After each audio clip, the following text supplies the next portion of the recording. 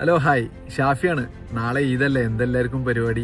കൂടുതൽ ആളുകളും trip plan ചെയ്തിരിക്കുകയായിരിക്കും. അപ്പോൾ അതിൻ്റെ ഒരു അപ്ഡേഷൻ ആയിട്ടാണ് ഇന്ന് വന്നിട്ടുള്ളത്.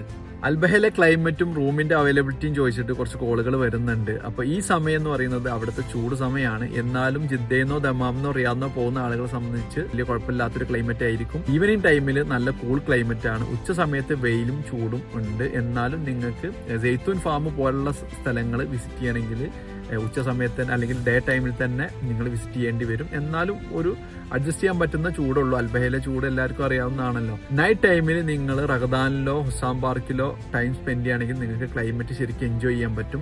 വില്ലകൾ ചോദിച്ചിട്ട് വിളിക്കുന്ന ആളുകൾക്ക് നമ്മൾ ഒരുപാട് വില്ലകൾ കോൺടാക്ട് ചെയ്ത് പഴയ കോൺടാക്റ്റിലുള്ള എല്ലാവരും കോൺടാക്ട് ചെയ്യുന്നത് എല്ലാം ഫുള്ളാണ് ഈ സമയത്ത്. പിന്നെ അൺനോൺ വില്ലകൾ റിസോർട്ടുകളൊക്കെയാണ് ഇനി അവൈലബിൾ ഉണ്ടാവുള്ളൂ. ഗൂഗിൾ സെർച്ച് ചെയ്തിട്ട് നോക്കിയാൽ നിങ്ങൾക്ക് അറിയാൻ പറ്റും. അപ്പോൾ ഇപ്രാവശ്യത്തെ ഇതിന് നമ്മളും അൽബഹയിൽ ഉണ്ടാവും. നമ്മുടെ ലൊക്കേഷൻ റെസ്റ്റോറൻറ്റിൽ നമ്മളെല്ലാവരും ഉണ്ടായിരിക്കും. നമുക്ക് പറ്റുന്നവർക്കൊക്കെ അവിടെ വെച്ചിട്ട് കാണാം.